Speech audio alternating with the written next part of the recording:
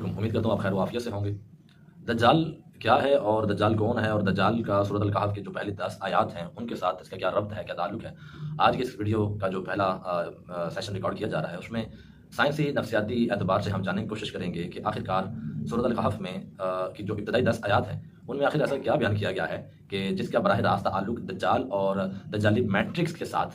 جوڑا جاتا ہے۔ انسانی شعور کی ارتقائی تاریخ، جدید سائنس اور ایپسٹیمولوجی یعنی علم حقائق کے میدان میں جب ہم سچائی اور فریب ڈسیپشن کے درمیان فرق تلاش کرتے ہیں تو ہمیں ایک انتہائی بھیانک حقیقت کا سامنا کرنا پڑتا ہے۔ جدید انسان جسے اپنے سائنس، ٹیکنالوجی، مصنوعی ذہانت اور مادی ترقی پر ایک فرعونی اور اندھا غرور ہے، وہ دراصل ایک بہت بڑے کائناتی میٹرکس کا شکار ہو چکا ہے۔ یہ وہ دور ہے جسے الہیاتی اصطلاح میں فتنہ دجال اور عمرانیات میں پوسٹ ٹروتھ ایرا کہا جاتا ہے، جہاں جھوٹ اتنا منظم، سائنسی اور رنگین اور پرکشش ہو کر اسکرینوں پر ابھرتا ہے کہ وہ عین سچائی محسوس ہوتا ہے، اور سچائی اتنی اجنبی، تنہا اور بے رنگ ہو جاتی ہے کہ وہ فرسودہ لگنے لگتی ہے۔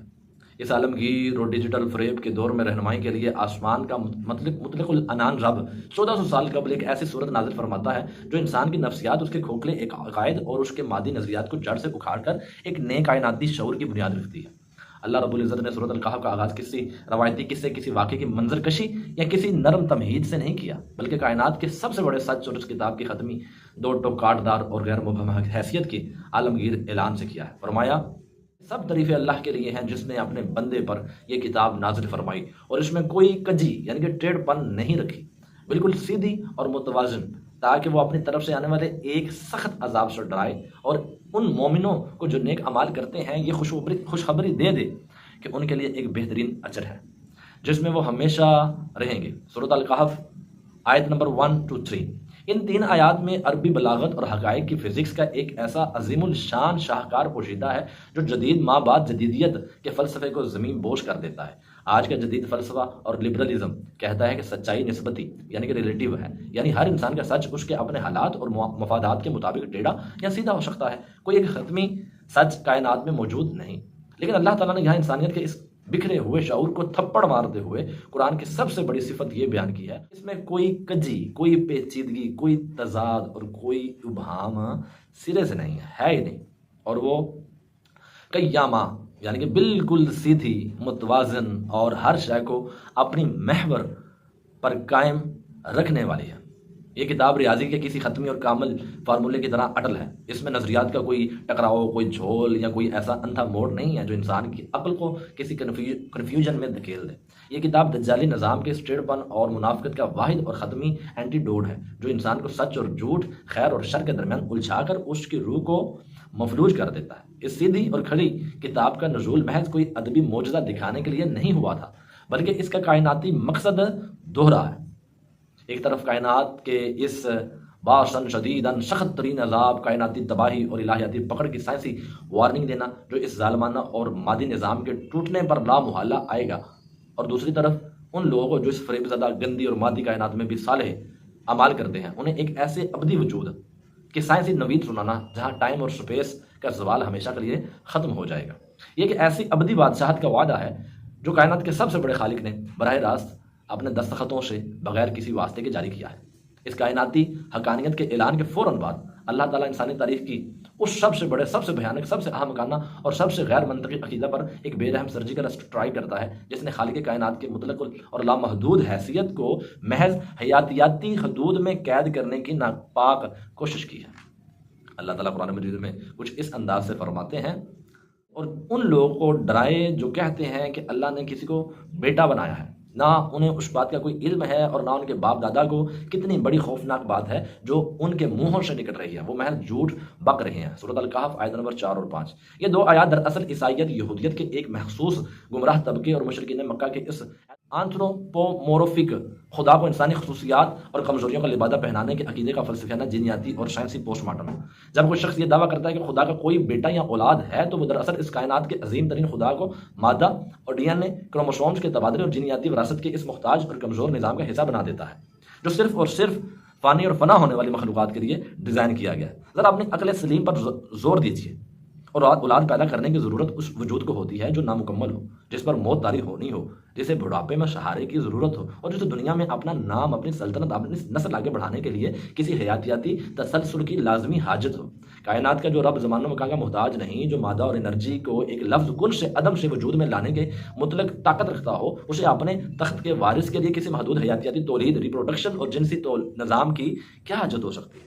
اللہ نے اس غلیظ عقیدے کی بنیاد کو ما لہم بہ من علم کہہ کر جڑ سے اکھاڑ دیا، یعنی اس دعوے کے پیچھے کوئی سائنسی، عقلی، منطقی یا الہیاتی حقیقت نہیں ہے، بلکہ یہ محض ایک فکری افلاس اور اندھی تقلید کی بیماری ہے جو ان جاہل باپ دادا کے سینوں میں چلی آ رہی ہے، جنہوں نے خدا کو اپنے جیسا کوئی بادشاہ سمجھ لیا تھا۔ اللہ تعالیٰ کا جلال اس قدر شدید ہے کہ وہ فرماتا ہے کہ یہ اتنی بڑی سنگین اور کائناتی گالی ہے جو ان کی زبانوں سے پھسل رہی ہے کہ اگر اس کائنات کا فزیکل توازن اللہ کی گرفت میں نہ ہو تو اس جھوٹ کی شدت سے آسمان پھٹ پڑے اور زمین شق ہو جائے۔ یہ کائنات کے مطلق العنان خالق کی شان بے نیازی کے خلاف کی جانے والی سب سے بڑی بغاوت اور سب سے گھٹیا جھوٹ ہے۔ اس سخت ترین اور غضبناک الہیاتی تنقید کے بعد قرآنی کیمرہ نہایت خوبصورتی سے اچانک انسانیت کے سب سے بڑے ہمدرد، کائنات کے سب سے حساس دل اور محمد رسول اللہ صلی اللہ علیہ وسلم کی اس انتہائی تکلیف دہ اور جان لیوا نفسیاتی کیفیت کی طرف گھومتا ہے جسے آج کی جدید نفسیات اور میڈیکل سائنس ایمپتھی فٹیگ یا کمپیشن برن آؤٹ کا نام دیتی ہے۔ شاید آپ ان کے پیچھے افسوس اور غم کے مارے اپنی جان ہی ہلاک کر ڈالیں اگر وہ اس کلام پر ایمان نہ لائیں۔ سورۃ الکہف آیت نمبر 6۔ یہ اکیلی آیت رسول اللہ صلی اللہ علیہ وسلم کی اس بے پناہ، لامحدود اور غیر طبعی حد تک بڑی ہوئی محبت، تڑپ اور کائناتی درد کی سب سے بڑی گواہ ہے۔ عربی زبان کے لغوی سمندر میں لفظ باحیٌ اس شخص کو کہا جاتا ہے جو کسی شدید صدمے، لا حاصل غم یا کسی ایسی مسلسل فکر میں مبتلا ہو جائے کہ وہ اپنے آپ کو اندر ہی اندر گھلا کر موت کے گھاٹ اتار لے۔ نبی معظم صلی اللہ علیہ وسلم کا قطعی طور پر یہ مسئلہ نہیں تھا کہ ان کی قوم ان کی سیاسی مخالفت کر رہی تھی یا انہیں گالیاں دے رہی تھی یا ان پر پتھر برسا رہی تھی۔ ان کا اصل اور جان لیوا درد یہ تھا کہ وہ اپنی نبوت کی اس بے داغ اور کائناتی آنکھ سے اس پوری قوم کا وہ ہولناک، بھیانک، سلگتا ہوا اور ابدی انجام جہنم کی صورت میں اپنی آنکھوں کے سامنے دیکھ رہے تھے، جو اس قرآن الحدیث کے انکار کے براہ راست نتیجے میں ان پر ٹوٹنے والا تھا۔ وہ اپنی قوم کو جو آنکھوں پر پٹی باندھ کر ایک کائناتی بلیک ہول کی طرف اندھا دھند دوڑ رہی تھی، اس ابدی تباہی سے بچانے کے لیے اس قدر تڑپتے تھے کہ ان کا اپنا وجود اس درد کی بھٹی میں پگھلنے لگا تھا۔ اللہ تعالیٰ اپنے محبوب نبی کو اس آیت میں ایک طرح کی زبردست نفسیاتی تسلی اور بریک فراہم کر رہا ہے کہ اے محمد صلی اللہ علیہ وآلہ وسلم، آپ کا کام صرف اور صرف سچائی کو کھول کر پہنچا دینا ہے، کائنات کا کنٹرول آپ کے ذمہ نہیں ہے۔ ان کی اس اندھی اور بحری ضد پر اپنی اس قیمتی جان کو اس طرح غم اور افسوس کے کٹہرے میں مت گھلائیں۔ دوستو، یہ آیت دنیا کے ہر اس سچے داعی، مصلح اور لیڈر کے لیے ایک ابدی اصول طے کر دیتی ہے کہ ہدایت کی زبردستی انجینئرنگ کرنا انسان کا کام نہیں ہے۔ انسان کا کام ہے حق کی غیر متزلزل گواہی دے کر اپنے ضمیر کا بوجھ اتارنا ہے، باقی فیصلہ اس قوم کے اپنے ارادے اور کائنات کے رب کے ہاتھ میں ہے۔ اس نفسیاتی مرہم کے فوراً بعد اللہ تعالیٰ اس پوری کائنات، اس زمین کے دل فریب خوبصورتی، اس کے مادی وسائل اور اس کے ختمی تلخ اور سائنسی انجام کا وہ نظارہ پیش کرتا ہے جسے جدید تھرمو ڈائنامکس اور فزکس کی دنیا میں اینٹروپی کا قانون، لا آف تھرمو ڈائنامکس کہا جاتا ہے۔ انا جعلنا ما علی الارض زینۃ اللہ، یعنی بے شک ہم نے زمین پر جو کچھ بھی ہے اسے زمین کی زینت سجاوٹ بنایا ہے تاکہ ہم انہیں آزمائیں کہ ان میں سے کون عمل میں سب سے بہتر ہے، اور بے شک ہم اسے روئے زمین پر جو کچھ بھی ہے اسے ایک دن چٹیل اور بنجر میدان بنا دینے والے ہیں۔ الکہف آیت نمبر 7 اور 8۔ ان دو آیات میں اس ظاہری اور دھوکہ باز مادی دنیا کی پوری قطعی کھول دی گئی ہے اور اس کا الٹیمیٹ انجام اور ہیٹ ڈیتھ بیان کر دی گئی ہے۔ یہ جو فلک بوس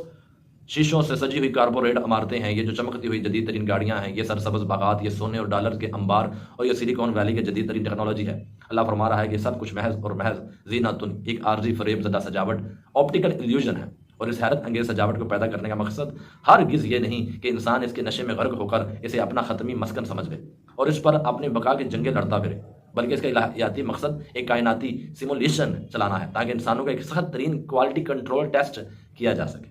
یہ دیکھنا مقصود ہے کہ اس پرکشش نفس کو اکسانے والے اور دھوکہ دینے والے ماحول میں کون انسان ایسا ہے جو اپنی اخلاقیات، اپنے کردار کی شفافیت اور اپنے رب کے ساتھ وفاداری پر ایک چٹان کی طرح قائم رہتا ہے۔ ایہم احسن عملا، یہ دنیا اعمال کی فیکٹری ہے، عشرت کدا نہیں۔ اور پھر اگلی ہی آیت میں وہ خوفناک لرزہ خیز اور سائنسی حقیقت بیان کی گئی جس کا ادراک آج کی جدید فزکس اپنے پیچیدہ ترین مساوتوں سے کر رہی ہے۔ کائنات کی ہر شے زوال کی طرف، موت کی طرف اور ایک ختمی ڈس آرڈر کی طرف تیزی سے جا رہی ہے۔ سعیدن جروزا کا عربی میں مطلب ہے کہ ایسی بنجر خشک مردار چٹیر مٹی جس میں زندگی کا کوئی قطرہ، کوئی ہریالی، کوئی نمی اور کوئی بھی مادی ساخت باقی نہ رہے۔ ایک دن آئے گا جب یہ زمین، اس کی ساری خربوں ڈالر کی معیشتیں، اس کے سارے عالیشان محلات اور اس کی ساری حیران کن ٹیکنالوجی کوانٹم لیول پر ٹوٹ کر بکھر کر محض اڑتی ہوئی دھول اور مردہ ریت میں تبدیل ہو جائیں گی۔ یہ اینٹروپی کا وہ کائناتی اور اٹل قانون ہے دوستو، جو انسان کے مادی تکبر کو، اس کے کیپٹلزم کو اور اس کی دنیاوی حیثیت کو ایک جھٹکے میں خاک میں ملا دیتا ہے۔ جب ایک بیدار شعور رکھنے والا انسان اس مادی سراب کی حقیقت کو جان لیتا ہے، اسے اس نظام کا کھوکھلاپن نظر آ جاتا ہے اور وہ اس دجالی نظام، سسٹم آف ڈسیپشن سے اعلان بغاوت کرتا ہے، تو پھر انسانی تاریخ کے کینوس پر اصحاب کہف، کمپینینز آف دا کیو جیسے لافانی اور عظیم کردار جنم لیتے ہیں، جن کا تعارف اللہ رب العزت نے اگلی 2 آیات میں انتہائی پراسرار، سینیمیٹک اور شاندار انداز میں کچھ اس طرح فرمایا ہے۔ ام حسبت ان اصحاب الکہف، یعنی کیا تم یہ سمجھتے ہو کہ غار اور کتب تختی والے ہماری نشانیوں میں سے کوئی بڑی عجیب نشانی تھے؟ جب ان چند نوجوانوں نے دنیا سے کٹ کر غار میں پناہ لی تو انہوں نے دعا کی، اے ہمارے رب، ہمیں اپنی طرف سے رحمت عطا فرما اور ہمارے اس بظاہر ناممکن معاملے میں ہمارے لیے ہدایت، کامیابی کا سامان مہیا کر دے۔ سورۃ الکہف آیت نمبر 9 اور 10۔ یہاں اللہ تعالیٰ نے اپنے رسول مکرم صلی اللہ علیہ وسلم اور ان کے واسطے سے قیامت تک آنے والی پوری امت سے ایک سوالیہ اور چیلنجنگ انداز میں بات کی ہے کہ کیا تم اصحاب کہف اور الرقیم، وہ کتبہ یا تختی جس پر ان کا بایو میٹرک اور تاریخی ڈیٹا اور نام لکھ کر حکمرانوں کی طرف سے غار کے باہر بطور یادگار یا وارننگ لگا دیا گیا تھا کہ اس واقعے کو کائنات کا کوئی بہت بڑا عجوبہ، معجزہ یا ناممکن سائنسی واقعہ سمجھتے ہو؟ حالانکہ ذرا غور کرو، جس رب نے اس پوری کائنات کو عدم کی اتھاہ گہرائیوں سے محض ایک لفظ سے وجود بخشا، جس نے ٹائم کے اس پورے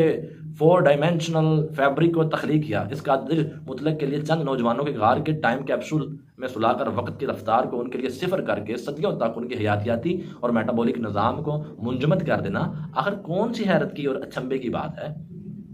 یہ تو خدا کی قدرت کا ایک بہت ہی معمولی سا ڈیمو تھا۔ اس میں خاص طور پر لفظ الفتیہ، نوجوان، استعمال ہوا ہے، جو عمرانیات اور انقلابات کا ایک بہت بڑا راز کھولتا ہے کہ حق کی بغاوت، سٹیٹس کو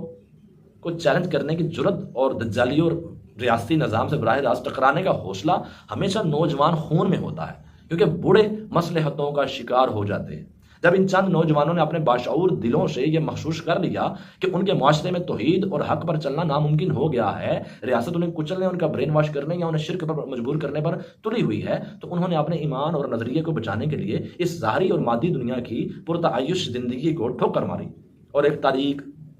سنسان غار میں آئسولیشن اختیار کر لی۔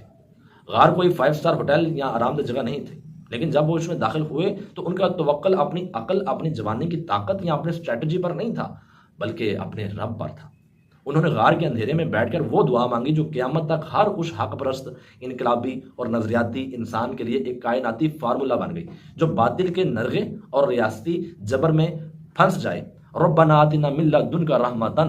انہوں نے دنیاوی اسباب، فوج یا اسلحہ نہیں مانگا، بلکہ خدا کی وہ خاص رحمت مانگی جو طبعی قوانین کو توڑنے کی صلاحیت رکھتی ہے، اور اپنے اس کٹھن اور بظاہر ناممکن مشن میں سیدھے راستے اور کامیابی راشدہ کی بھیک مانگی۔ یہ غار میں داخل ہونا دراصل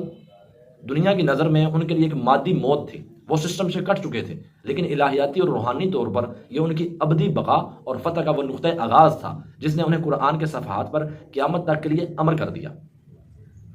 دوستو،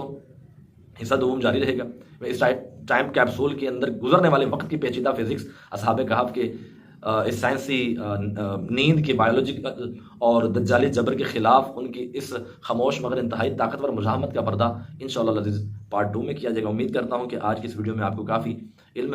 ملا ہوگا اور آپ ریزیمبل کر سکتے ہیں کہ دور حاضر دجالی دور شروع ہو چکا ہے،